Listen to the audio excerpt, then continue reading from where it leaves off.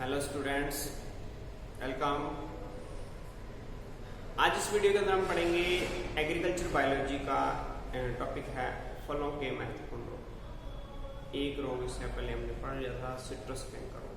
ठीक है, आगे हम कुछ और रोग हैं फलों के महत्वपूर्ण, उनको पढ़ रहे हैं। इसमें अगला रोग है अमरूद का मलानी रोग, विल्ट ऑफ गुआ। तो स्टार्ट करके तो ये विल्ट ऑफ गुआ या अमरूद का मलानी रोग अमरूद में लगने वाले रोगों के अंदर जो है सबसे खतरनाक और विनाशकारी रोग होता है। बात करें इस रोग की तो भारत के अंदर सबसे पहले ये रोग जो है इलाहाबाद के अंदर देखा गया। इलाहाबाद में 1938 के अंदर देखा गया। राजस्थान के अंदर भी यह रोग जो है, जो राजस्थान के मुख्य अमरूद उत्पादक क्षेत्र हैं उनके अंदर प्राय देखने को मिलता है, जैसे कि अजमेर के पुष्क के अंदर या फिर गन्नाहेड़ा जो क्षेत्र है, इन क्षेत्रों के अंदर जो है ये रोग जो है विशेष रूप से देखा जाता है। बात करें इस रोग के लक्षणों की कि कैसे लक्षण होते हैं इस रोग के, कैसे हम इसको पहचान सकते हैं कि ये रोग पौधे के अंदर हो रहा है। तो लक्षणों की बात करें, इस रोग के जो लक्षण है कि जो भी संक्रमित या रोग से ग्रस्त पौधा होता है उसकी पत्तियां लाल भूरी होकर के सूख जाती हैं, मुरझा जाती हैं। ठीक है, और तना जो होता है वो बदरंग हो जाता है। इसका संक्रमण जो है कभी कभी पौधे के एक साइड में होता है तो उस साइड की टहनियां वगैरह सूख जाती हैं।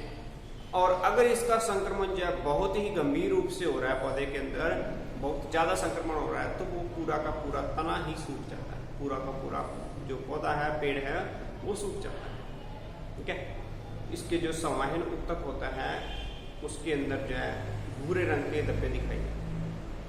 उसके अंदर कवक का, ये कवक से होने वाला रोग है, कवक का संक्रमण हो जाता है। ठीक है, लगभग 1 वर्ष की अवधि के अंदर जो है वो पूरा का पूरा पौधा सूख जाता है। मृदा के जो समीप वाला भाग होता है उस भाग के अंदर उसका जो संवाहन उत्तक है उसके अंदर इसका संक्रमण हो जाता है। अगर हम उस भाग के अंदर उसकी छाल को उतार करके, पौधे की छाल है उसको उतार करके देखें तो वहां पर हमें भूरे रंग के धब्बे दिखाई देते हैं। पूरा का पूरा पौधा सूख जाता है, पत्तियां इसकी गिर जाती है सूख करके, तना भी सूख जाता है, बदरंग हो जाता है। वर्षा ऋतु के अंदर ये रोग जो है वो कुछ ज्यादा ही बढ़ता है। ये इसके जो है फेवरेबल जो है कह सकते हैं टाइम होता है, इस टाइम पे इस रोग को देखा जा सकता है कि ये बहुत तेजी से ग्रोथ करता है और प्रत्यक्ष रूप से इसको देखा जा सकता है। ठीक है, तो ये तो इसके लक्षण हैं जिससे हम पहचान सकते हैं कि ये रोग पौधे को हो रहा है। उसके बाद बात करें इसका रोगजनक की, इसका रोगजनक कौन है, इसका पैथोजन कौन है। तो इसका जो रोगजनक है वो है फ्यूजेरियम ऑक्सीस्पोरम प्रजाति साइडाई। फ्यूजेरियम ऑक्सीस्पोरम प्रजाति साइडाई ये कवक है जिसके कारण ये रोग होता है। इसके अलावा इसके साथ में मैक्रोफोमिना और फेजुलिना, मैक्रोफोमिना फेजुलिना ये कवक है, ये भी इस रोग को बढ़ाता है। इन दोनों कवक के कारण ये रोग जो है होता है। ठीक है, ये जो कवक होता है इसका जो कवक जाल होता है वो पट्टिया होता है, सेप्टेड होता है। ठीक है, और ये कोशिका के अंदर और कोशिकाओं के बीच में, यानी एक कोशिका के अंदर और 2 कोशिकाओं के बीच में, दोनों जगह पर इसका कवक जाल देखने को मिलता है। दोनों जगह पर इसका कवक जाल प्रेजेंट होता है। इसमें जो अलैंगिक जनन की संरचनाएं हैं उसमें लघुकोनिडिया, गुरुकोनिडिया और क्लेमाइडो जीवाणु जो है उसके द्वारा अलैंगिक जनन संपन्न होता है। और क्लेमाइडो जीवाणु ये मृदा के अंदर जो है वैसे ही पड़ा रहता है लंबे समय तक। और ये क्लेमाइडो जीवाणु ही जो है, बीजाणु जो है, क्लेमाइडो बीजाणु जो है यही मृदा के अंदर पड़ा रहता है और ये ही इस रोग को बढ़ाने का, फैलाने का काम करता है। ये हवा से उठ करके या किसी साधन से दूसरे पौधे पर पहुंच जाएगा, वहां पर जाकर के अपना कवक जाल बनाएगा और उस पौधे को संक्रमित कर देगा। क्लेमाइडो जो है ये मृदा के अंदर बना रहता है, खत्म ही नहीं होता मृदा के लंबे समय तक। ठीक है, बात करें इसके लैंगिक जनन की, तो लैंगिक जनन के अंदर इसमें स्क्लेरोशियम और पिक्निडियम का निर्माण होता है। इनके अंदर स्प्लोशियम जीवाणु और पिक्टीरियोस्पोर जॉइंट का फॉर्मेशन होता है, जिससे लैंगिक जनन का चक्र इसके अंदर कंप्लीट होता है। ठीक है, और इनका निर्माण भी इसी क्लेमाइडो जो बीजाणु है, क्लेमाइडो बीजाणु के द्वारा ही इसका फॉर्मेशन होता है। ये क्लेमाइडो बीजाणु इनका संक्रमण करता है, यानी इनकी संक्रमण की जो अवस्था है वो क्लेमाइडो बीजाणु ये मिट्टी के अंदर पड़ा रहता है और दूसरे पौधों को संक्रमित। अब बात करें इसके प्रबंधन की, तो ये रोग तो पौधे के अंदर हो गया। अब इस रोग का प्रबंधन कैसे कर सकते हैं, इस रोग को कैसे कंट्रोल कर सकते हैं, तो इसका प्रबंधन जो है वो हमारे पास 3 तरीके से हम करते हैं। सबसे पहला तरीका है सस्य प्रबंधन। सस्य प्रबंधन के अंदर क्या करेंगे कि अगर कोई पौधा हमें दिख रहा है कि ये पौधा रोग से ग्रसित है, संक्रमित है, तो उस पौधे को उखाड़ करके और जला देंगे, जिससे कि वो पौधा खत्म हो जाए। दूसरा ये पॉइंट है कि जो हम पौधे ले रहे हैं, पौधे रोग मुक्त नर्सरी से लेने हैं। पौधे जहां से ले रहे हैं उस नर्सरी के अंदर कोई भी रोग नहीं होना चाहिए, रोग मुक्त जो है वो नर्सरी होनी चाहिए, वहां से हमने पौधे। इसके बाद बात करें जैविक प्रबंधन की, तो जैविक प्रबंधन के अंदर जो है हम रोग जो प्रतिरोधी किस्में हैं उनका उपयोग करते हैं। जो रोग प्रतिरोधी, इस रोग से प्रतिरोधक किस्में उनका उपयोग करते हैं, जैसे डोलका सिद्ध है या बनारसी है, नासिक है, सुप्रीम है, लखनऊ 40 है, व्हाइट गुआवा है, या फिर व्हाइट गुआवा 6296 है, और कॉलोन 3212 है। इन जो रोग प्रतिरोधी किस्में हैं इनका उपयोग करके हम जो है इस रोग को कंट्रोल कर सकते हैं, इसको नियंत्रित कर सकते हैं, इसको कम कर सकते हैं। फिर उसके बाद रासायनिक प्रबंधन कैसे करेंगे। रासायनिक प्रबंधन के लिए क्या करना है कि जो पौधा है उस पौधे के चारों ओर जो है 15 सेंटीमीटर जो है गहराई में लगभग जो है 1.8 kg प्रति पौधे के हिसाब से जिप्सम या चूना मिलाकर के मृदा को उपचारित करना है। ठीक है, तो जिससे कि उस रोग को हम रोक सकते हैं।